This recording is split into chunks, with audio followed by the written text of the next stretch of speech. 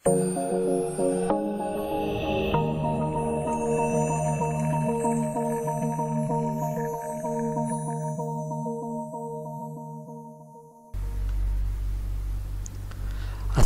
warahmatullahi wabarakatuh. Selamat pagi semuanya. Salam Budi Luhur. Bertemu lagi dengan saya Eda Budi Perkasa di video perkuliahan mata kuliah pemrograman berorientasi objek ya. Pada pertemuan ketiga yang akan membahas tentang input dan operator ya. Sebelum saya masuk ke materi, saya ingatkan lagi bahwa setiap kode program yang ada di materi ini ya tetap diketik dalam satu project. Jadi kalau kalian sudah membuat project ya, kemudian misalnya kalian membawanya ke kampus ya untuk didemokan menggunakan laptop kampus ya, atau laptop atau PC kampus ya, laptop lab lah, laptop atau PC lab ya. Jadi kalian gini aja, kalian copy projectnya, kemudian kalian open di kampus ya, open filenya di kampus. Kalau mau membawanya ke laptop atau PC kampus ya, seperti itu. Ya, jadi tetap dalam satu project ya, tidak berbeda project. Nanti ujian juga seperti itu ya. Nanti ujian yang dikumpulkan hanya file.ktings saja ya. Sedangkan file projectnya tidak perlu, cukup .ktings saja ya.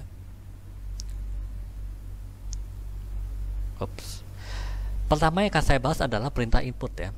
Perintah input, mungkin kalian sudah belajar di algoritma dan struktur data ya.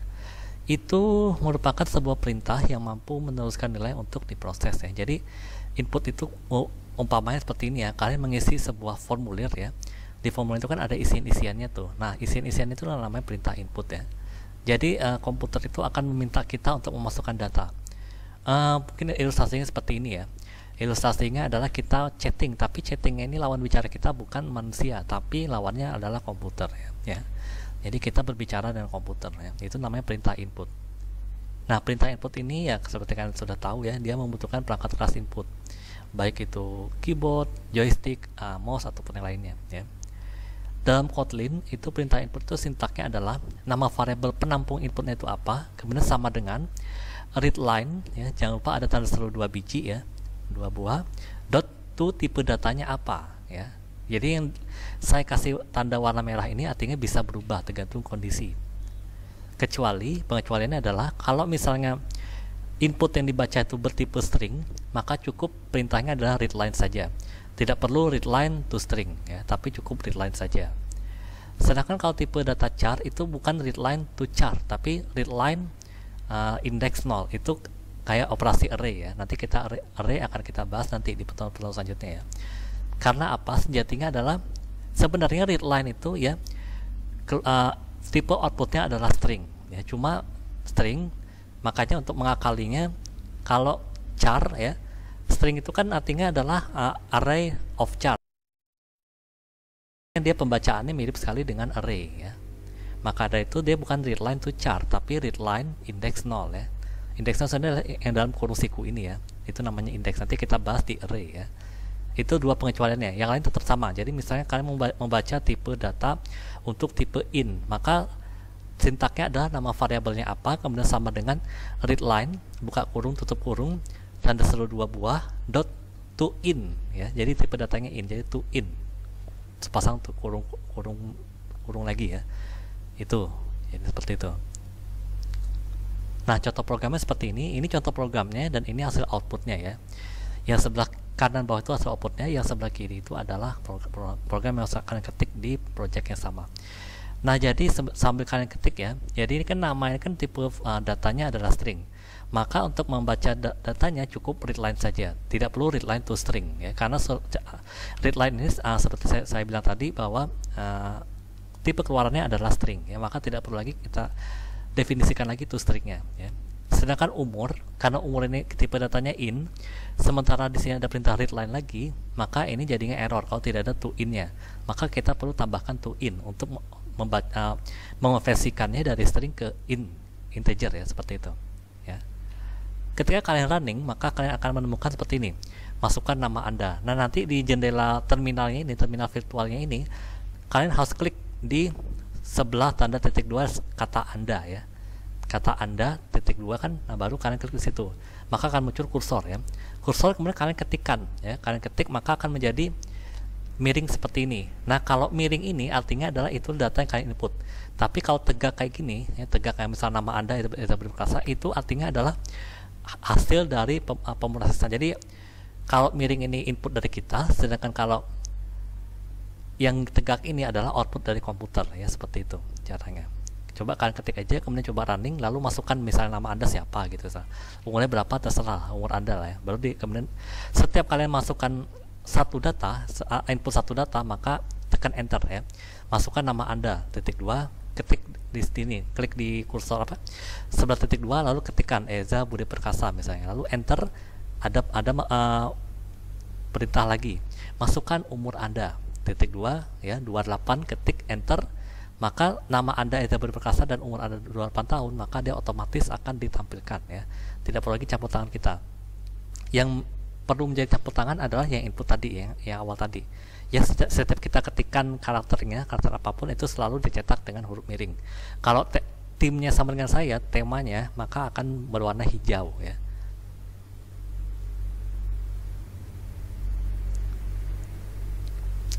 Lalu ada operator. Operator itu ada beberapa ya, ada operator increment dan decrement, kemudian ada operator aritmatika, lalu ada operator relasi, dan ada operator logika ya. Untuk operator increment dan decrement ya, itu simbolnya adalah plus plus ya untuk increment atau min min untuk decrement ya. Kalau ada dua jenis increment dan decrement itu, yaitu pre dan post ya. Kalau pre-increment atau pre-decrement ya, itu akan menaikkan ya atau menurunkan. Jadi kalau increment itu menaikkan, sedangkan decrement itu menurunkan.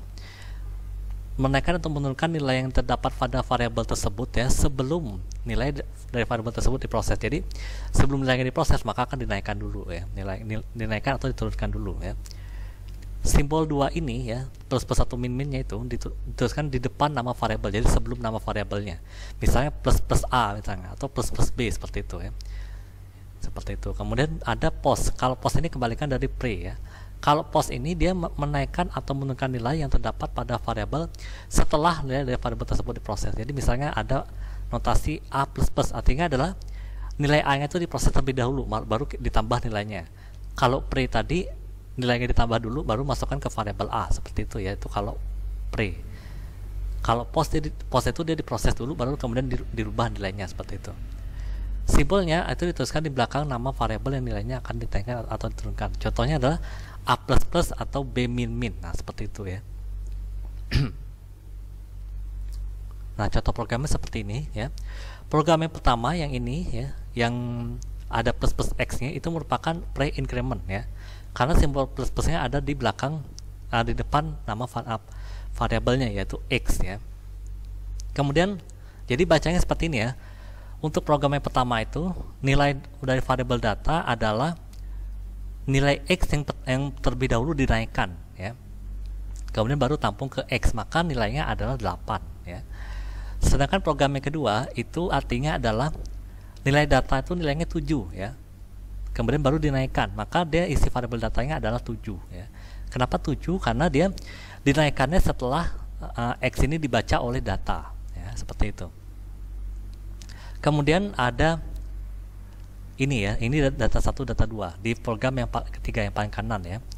Data 1 itu min min x ya, artinya adalah nilainya adalah 6. Kenapa 6? Karena x awalnya 7, kemudian dikurangi dulu menjadi 6, lalu dimasukkan ke variabel x, maka data 1 nilainya adalah 6 ya. Sedangkan data 2 itu nilainya tetap 7, dia tidak berubah ya, karena dia x-nya dibaca dulu, kemudian dimasukkan ke data 2, baru dikurangi nilainya, maka tetap tidak berpengaruh ya. Makanya di sini ada remark-nya ya. Ini bukan dari saya remark-nya, tapi memang dari IntelliJ IDEA-nya ya. Karena itu hitungnya kayak mubazir gitu ya.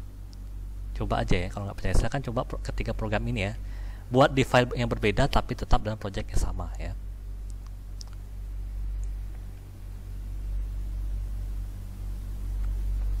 Lalu ada operator aritmatika ya, seperti namanya, ini adalah operator yang digunakan untuk mengoperasikan perhitungan angka-angka ya. Jadi ada penjumlahan, lambangnya tambah, kemudian ada pengurangan, lambangnya kurang, lalu perkalian lambangnya adalah bintang, bukan x ya tapi bintang. Kemudian pembagian itu lambangnya garis miring atau per ya.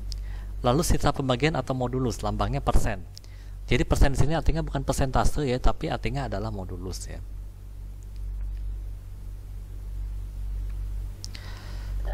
Nah, contoh programnya seperti ini ya. Silakan kalian ketikkan ya. Oke. Ini fun main ya. Kalau kalian nggak jelas, potong ini fun main ya. Di file yang berbeda silakan kalian buat ya. Di file yang berbeda kalian buat dan di project yang sama. Ya, silakan kalian ketikkan ya. Di pause dulu baru kalian ketikkan.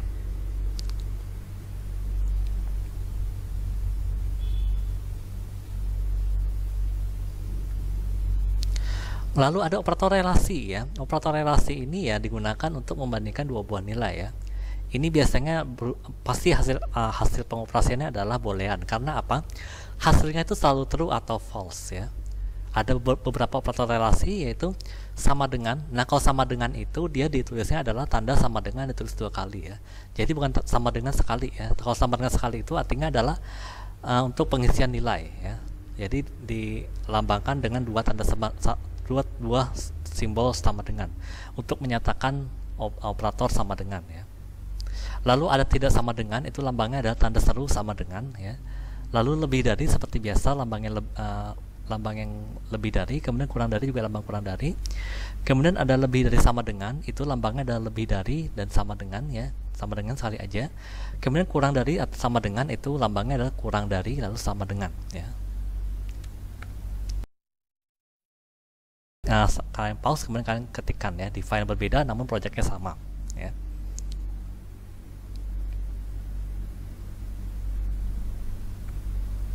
Kemudian ada operator logika. Operator logika ini dia digunakan untuk mengaitkan dua buah pernyataan menjadi kondisi ya. Ada 3 operator logika dalam Kotlin yaitu n atau dan ya, lambangnya adalah ampersand dua kali ya. Ampersand itu shift 7 ya, shift 7 2 kali ya. Kemudian ada or ya, or itu maksudnya atau, lambangnya adalah garis tegak 2 kali atau bar 2 kali. Bar itu didapat dari shift backslash itu maksudnya garis miring tapi yang ngarah dari kiri atas ke kanan bawah ya. Ada di atas tombol enter ya. Jadi shift tombol backslash itu ya. Di antara tombol enter dan tombol backspace ya. Posisinya seperti ya, kalau di keyboard seperti itu. Lalu ada not itu artinya bukan ya. Lambangnya adalah cukup tanda seru saja ya, itu artinya bukan ya. Jadi mungkin kalian sudah belajar tentang di logika informatika ya, tentang logika ini ya. Jadi ini tabel kebenarannya seperti ini ya. Tidak jauh, bukan tidak jauh, memang sama seperti kalian belajar di logika informatika ya. Mungkin kalau logika informatika itu benar atau salah ya. Tapi sebenarnya tidak berbeda jauh ya. True itu artinya benar, sedangkan false itu artinya salah ya. Itu cuma bahasa Inggrisnya saja ya. Ini contoh programnya, silahkan kalian ketikkan ya. Ketikkan kemudian jalankan ya. Nah, if else ini maksudnya adalah struktur pencabangan ya. Sama kalau kalian belajar di algoritma ya. Nanti kita akan belajar lagi struktur pencabangan di Kotlin itu seperti apa ya. Jadi if else ini merupakan salah satu bentuk dari struktur pencabangan ya. Silahkan kalian pause kemudian ketikkan di file yang sama dan dalam project yang sama. Silahkan ya.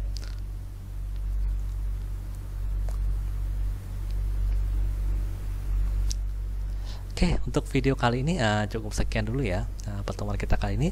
Sampai jumpa di pertemuan selanjutnya di video yang berbeda ya. Saya Eza Budi Perkasa, mohon undur diri dulu ya. Saya akhiri. Assalamualaikum warahmatullahi wabarakatuh. Salam budi luhur.